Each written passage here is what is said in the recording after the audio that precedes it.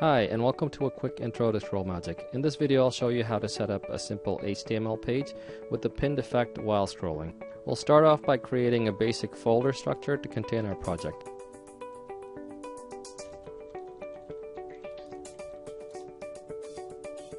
Now this setup will include folders for CSS files and JavaScript. We'll use Visual Studio Code as the code editor, so we can open up that folder within Visual Studio. Start off by adding a index.html file. Now we'll just add the basic structure of an HTML page, so by defining the doc type and then HTML, the language attribute. Next comes the head, which contains the title tags. And then to finish it off, we'll add the body section. And now I'll just flesh out the basic layout of the page. So we'll start off by creating a container div. And within that we'll add two sections. We'll give it a class of scene container. And within that we'll create a div called trigger1 and a class of trigger shape. And finally a paragraph tag to add a message that we'll be able to see on screen. We'll just repeat this section but with different IDs, so a quick shortcut is selecting the entire text and holding down Shift, Alt, and if you press up or down it'll copy the entire content. So the class name of scene container is fine. We'll just update the ID to trigger2 and slightly change the message. So basically what we have is two section elements which contain two divs, trigger1 and trigger2, and both of these have a class of trigger shape which we'll be using to modify the styling using CSS later. We can quickly preview what we have up till now by right-clicking on index.html and clicking on open with live server. So this will give you a live preview of what you're working. Now we'll add a link to our JavaScript file where we'll add the logic for ScrollMagic functionality later on. If you're using Visual Studio, here's another simple trick for creating files. So within the head tag we will start writing a script tag and link to where we want the file to be stored. So in this case it's /js custom.js, and then we can close the script tag and control click to follow the link. So when you do that, Visual Studio Code will prompt a message saying that the file is not found. All you have to do is click create file and that will do it for you automatically in the specified location. So just save that. We'll follow the same process for the CSS file we'll be using to style our page. So in this case we'll create a link tag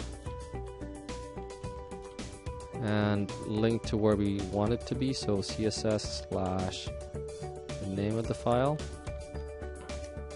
and type of text / CSS and then close it. So similarly, if you control click, it should let you create the file as before. We'll just move the script tag after the body so it'll get loaded after the page has been rendered. Now we'll just move to the CSS file we did and add some styling.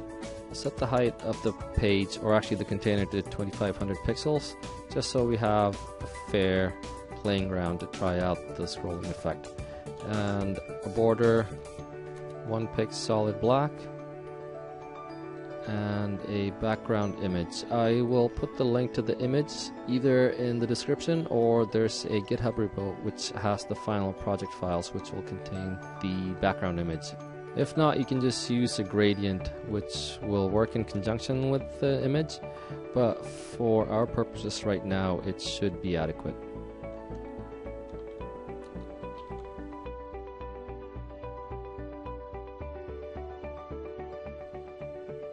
So when you save it you can see the effect instantly, and when you scroll the two paragraph elements stay where they are. Next we'll style the trigger shape class. If you recall, that's the one that we set on the individual div tags. So we'll set the display to inline block, which you might not see the effect of until we've added the other conditions. And I can try and save it right now to see what happens. So you really can't see what's going on. I'll show you the effect after the other aspects have been added. So we can add a background color of Alice Blue.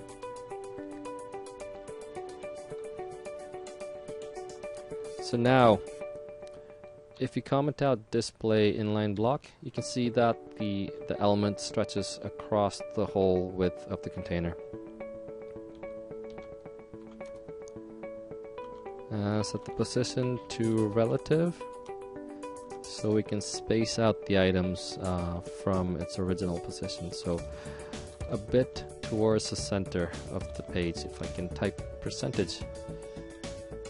There you go. That's roughly in the middle of the page, accounting for the margins and everything else we'll be setting later. And add a border of 1 pix solid antique white. And align the text in the center. Give it a border radius of about 8 pixels. Minimum width of 190 pixels. And a height of 50 pixels. And we'll use some margin positioning to center and spread them apart a bit. Finally, we want to set the trigger to div element to be partway down the viewport. So that is this guy here. So since we have the position relative set to both the items, we can just specify a top of 500 pixels, and that should push it down a bit. This will be further affected later on with the ScrollMagic settings, so for now it should be fine. Now we can move on to the JavaScript logic needed to pin the elements to the window. First of all, we'll need to add some dependencies. So these are all JavaScript libraries, so jQuery and the ScrollMagic libraries. I'll put the links in the description so you can copy and paste it. So first we'll add the jQuery library, and then we will add the 2 ScrollMagic libraries. The first one being the ScrollMagic minimize library itself, and the second one is used for debugging. Now we can wire up everything in the custom JS file that we created. So first off, we'll use jQuery's document on ready function and pass in an anonymous function to handle anything that occurs on page load or when the page is fully rendered.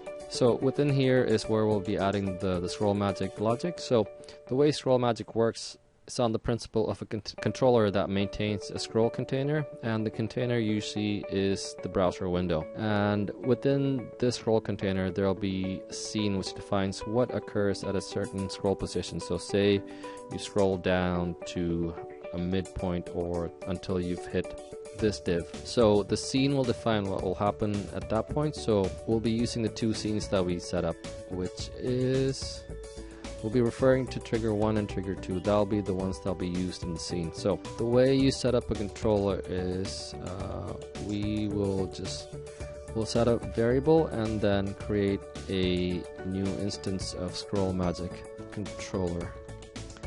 And now we'll define 2 scenes. So the first scene, called scene 1, will be linked to trigger 1. So the way that's done is similar to the controller. So set up a new scene from ScrollMagic, and then within that we'll pass a JavaScript object literal containing some configuration parameters. So duration is one of them. So this basically says how many pixels the pin should scroll. So once it's been reached, it should scroll that many pixels before whatever else is set to happen. So we'll have to set the pin item. So in this case, we want to set it on the trigger 1 element that we created.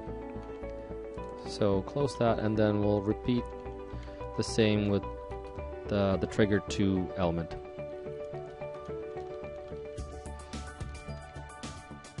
So once again, we'll pass a object literal, And in this case, we want to set a trigger element. So this is when the second instance will fire. So when it happens upon this item that we're specifying, so in this case it is the second trigger item. So in this case, when it reaches the div element with ID trigger 2, that's when the pinning effect should start.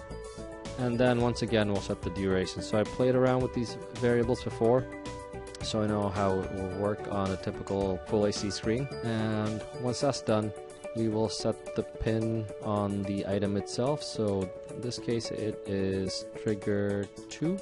So we'll save that. And now the final thing that we have to do is actually pass these two scenes to the controller that we created.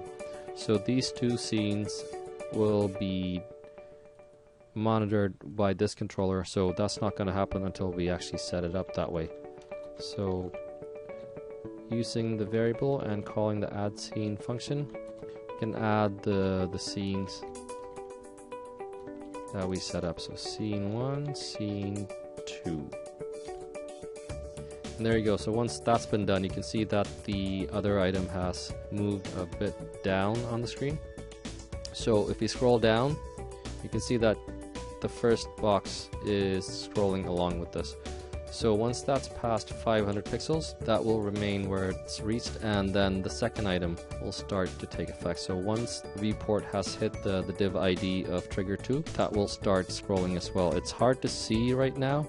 There you go, it's gotten to 460 pixels of scrolling, and then it will stay there and not continue on. I'll quickly add the background image to show you the effect properly. So I'll just create a folder called images, and then I will drop in the background image that I've made previously. So you can see that the image kind of gives you a better indicator of motion. So when you scroll down, you can see that the div item is scrolling with us. Once it's reached about 500 pixels, it will stay where it is, and then once this comes into focus, it will start moving for about 460 pixels and then stay at that point, and that's it. I'll put the link to the GitHub repo and others in the description below. If you found it useful, please share, hit like, subscribe, and the notification buttons. Thank you for watching.